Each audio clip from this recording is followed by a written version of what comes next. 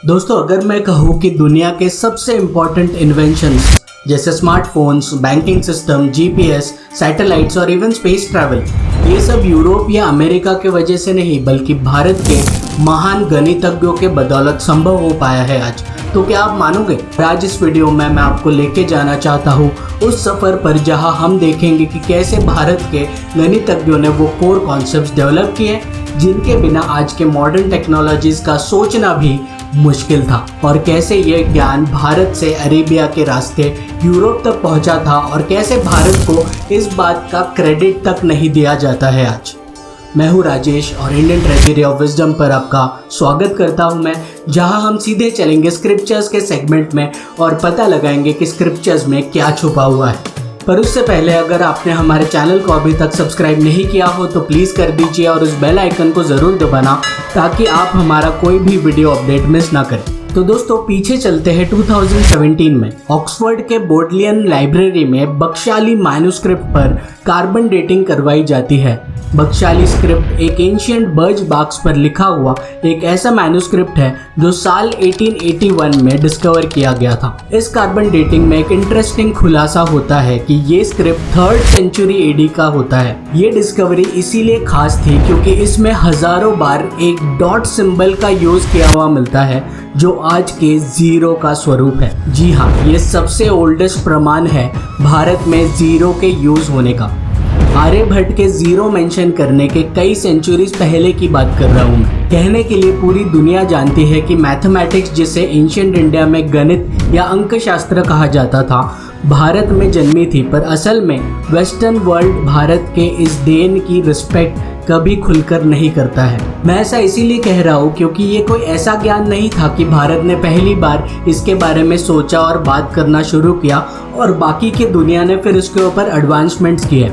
बिल्कुल नहीं, बल्कि ये एक 1000 year old long intellectual legacy थी जिसमें आर्यभट्ट, ब्रह्मगुप्त, भास्कर, बौद्धयाना जैसे महान गणितज्ञ शामिल थे जिनके बारे में वेस्ट तो छोड़ो, हमारे स्कूल के टेक्स्ट बुक्स तक ठीक से पढ़ाते नहीं हैं। जैसे जीरो को मैथमेटिकल वैल्यू और अरिथमेटिक के रूल्स देने का काम किया था ब्रह्मगुप्त ने 628 एडी में। उनकी किताब ब्रह्मसूत्र सिद्धांत ने दुनिया को पहली बार जीरो को यूज करने के प्रिंसिपल्स दिए।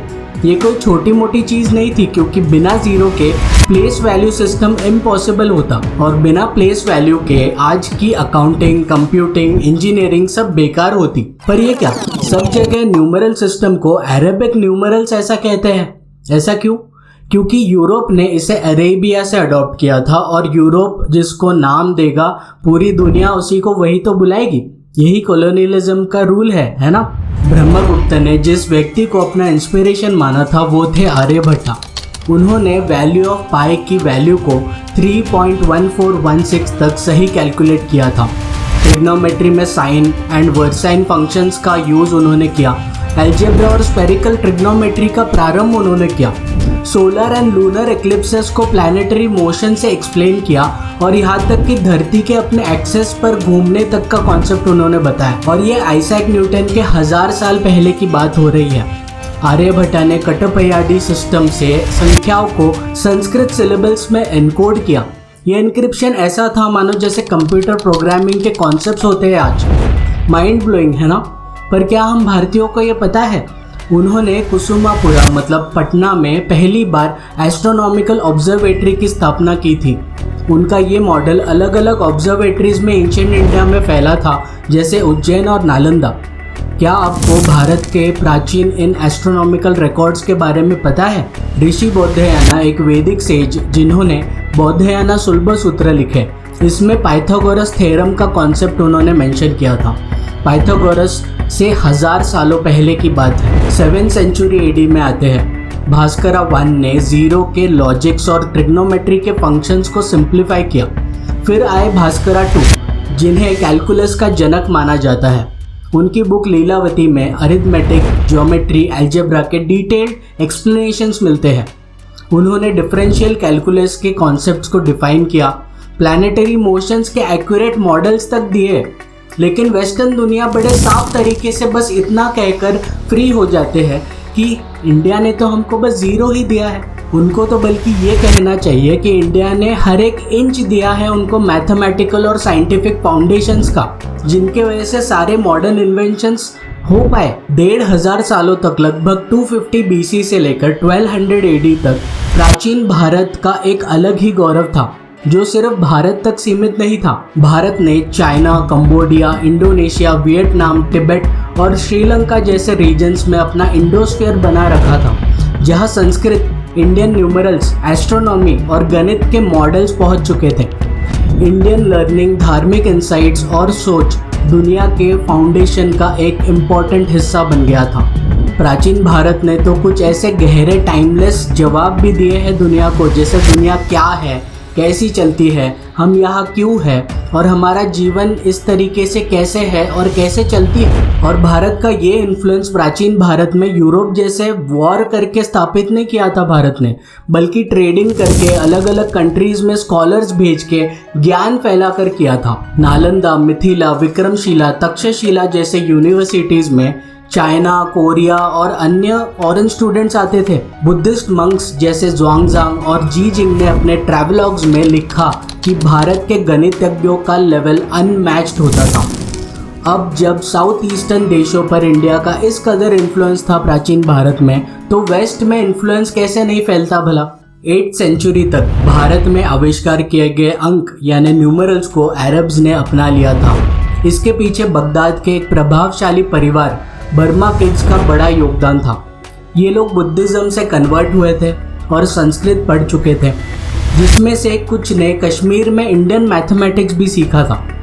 बर्मा किड्स ने भारत में साइंटिफिक टेक्स्ट की तलाश में मिशंस तक भेजे थे, जिसमें एक मिशन सिंध से आया था, जो ब्रह्मगुप्ता और आर्यभट्ट के काम का संग्रह 773 AD में बगदाद ले गए थे। उसके एक पीढ़ी बाद बगदाद के हाउस ऑफ विजडम में रखे गए सारे संस्कृत गणितिक ग्रंथों का सार पर्शियन जीनियस ख्वारिज़मी ने दिया, जिसका नाम एल्गोरिदम शब्द का मूल है आज। उसकी किताब अल-जबर से ही अलजेब्रा शब्द आया है।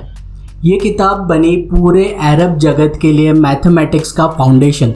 आज से ये आइडियाज़ पूरे इस्लामिक दुनिया में फैल गए। लगभग अब 500 साल के बाद 1202 में लियोनार्डो ऑफ पीसा, जिन्हें फिबोनाची के नाम से आज हम जानते हैं, अल्जीरिया से वो इटली जाते हैं।